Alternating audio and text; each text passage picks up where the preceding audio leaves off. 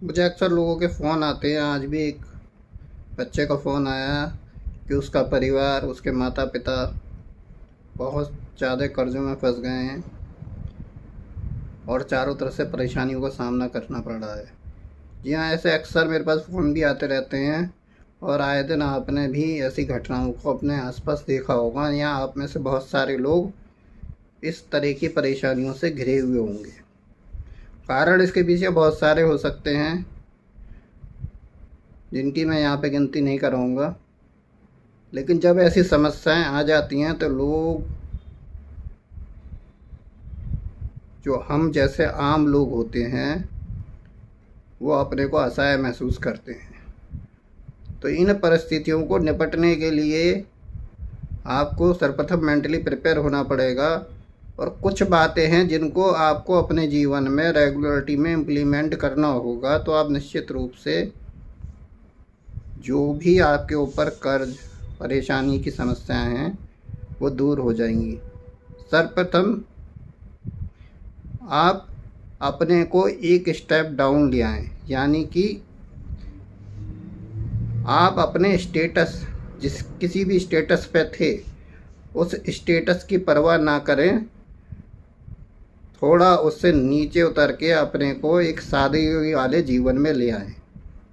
यानी कि अगर आपके पास गाड़ी है और गाड़ी को मेंटेन नहीं कर पा रहे तो पब्लिक ट्रांसपोर्ट का यूज़ करें। ज़रूरी नहीं कि आप गाड़ी में ही घूमें, क्योंकि उसमें घूमने से खर्चा भी होगा और बहुत सारी चीज़ें होती हैं। इसके अलावा अपने लाइफ को अनुशासित करें, सोच समझ के खर्चा करें, एक एक रुपये को बचाएं और कोई भी ऐसा कार्य करना शुरू कर दें जिससे आपके पास एक रेगुलर इनकम आनी शुरू हो जाए। नंबर 2, ऐसी परिस्थितियों में अक्सर ये होता है, अगर आपने बैंक से लोन ले रखा है तो बैंक आपकी प्रॉपर्टी के अगेंस्ट लोन देता है और उसमें मैक्सिमम 50 से 60% लोन मिलता है। या अदर किसी और कंपनी से आपने, जो कि रजिस्टर्ड है, उससे लोन लिया है तो आपको आपके एसेट्स के अगेंस्ट या प्रॉपर्टी या जो भी आपका एसेट है उसके अगेंस्ट में 50-60 मैक्सिमम लोन देगा। तो परिस्थितियों को लंबा ना खींचें। अगर आप ये सोचते हैं कि आप इस लोन से अपने जीवन को सुधार लेंगे तो ये आपका प्रयास गलत है और आपकी सोच भी गलत है। क्योंकि आने वाले समय में जो आज होना है वो आपके फ्यूचर में भी होके ही रहेगा। क्योंकि जब आपके इनकम के सोर्सेज नहीं हैं तो आप उसका ऋण नहीं चुका पाएंगे और एक दिन आपका वो एसेट, आपकी वो प्रॉपर्टी बैंक या जो भी फाइनेंस कंपनी है वो अपने कब्जे में ले लेगी। तो इससे बेहतर ये है कि समय रहते उसको सेल आउट कर दें और उससे जो धन आए वो जो आपका लोन है उससे चुका दें और बाकी धन से एक छोटा घर लेके नए सिरे से कार्य शुरू करें और धीरे धीरे उसमें उन्नति करें। नंबर 3, अगर आप सरकारी बैंकों से या बैंकिंग सेक्टर से लोन लेते हैं तो वो लोग तो जिस किसी एसेट के अगेंस्ट आपने लोन लिया है उसको बेचकर उसकी नीलामी कर कर वसूली कर लेते हैं। लेकिन अगर आपने किसी प्राइवेट फाइनेंसर से लोन लिया है तो वो निश्चित रूप से आपको परेशान करना शुरू करेगा, आपके साथ को धमकियाँ देगा, आपके साथ मारपीट भी करेगा। तो उसका सबसे अच्छा तरीका ये है कि आप निर्भीक होकर उससे फ़ेस टू फेस बात करें और उसको बताएं कि मैं जीवित हूँ और धीरे धीरे करके आपका सारा पैसा दे दूँगा।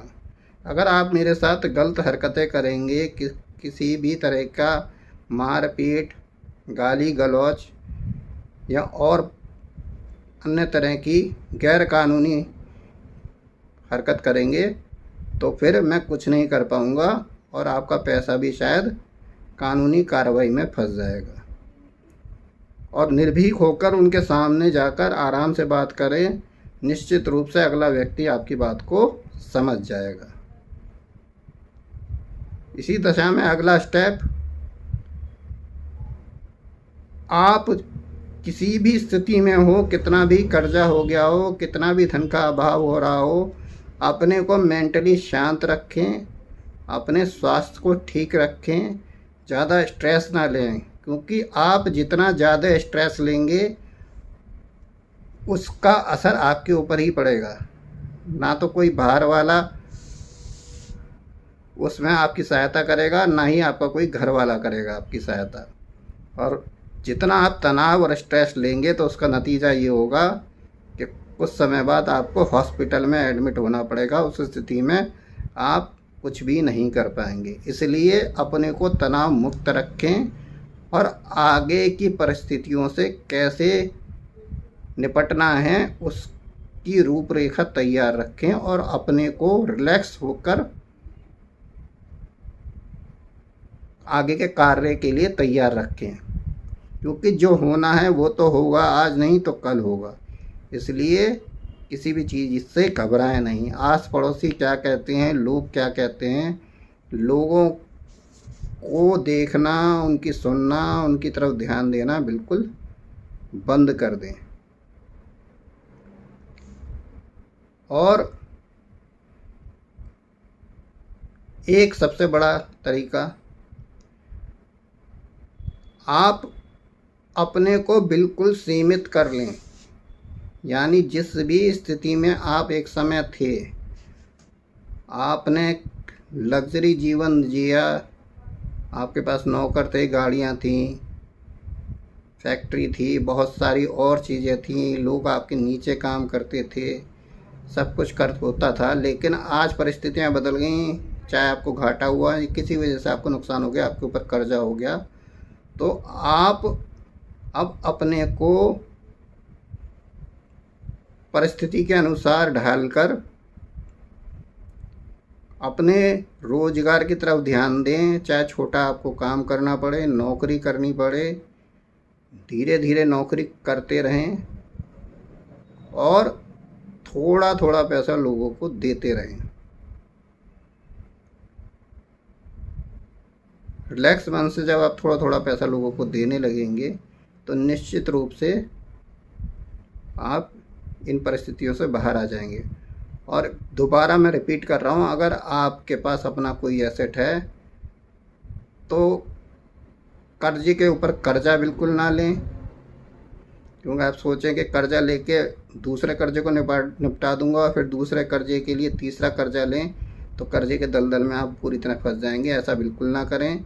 अगर आपके पास कोई एसेट है, कोई अपनी प्रॉपर्टी है, तो उसको समय रहते बेच दें, क्योंकि आज नहीं तो कल वो बिकेगी, तब आपको कुछ नहीं मिल पाएगा। तो समय रहते उसे बेच दें, जो आपका कर्जा है उसको चुका दें और बचे हुए पैसे से एक छोटा मकान लेकर अपना आगे का रोज़गार बनाएं और अपने जीवन में दोबारा से पुरानी खुशहाली लाएं। ये सब कार्य करने पर निश्चित रूप से धीरे धीरे आप सामान्य जीवन में आ जाएंगे और आने वाले समय में आप अपनी पुरानी स्थिति से भी बेहतर स्थिति में होंगे और एक सफल व्यक्ति कहलाएंगे। और जैसा कि मैं हर वीडियो में बोलता हूँ, इस वीडियो में भी, ऊपर वाले के घर में देर है अंधेर नहीं। अपना ख्याल रखिए। आपका जीवन बहुमूल्य है। स्वस्थ रहिए, व्यस्त रहिए और मस्त रहिए। जय हिंद।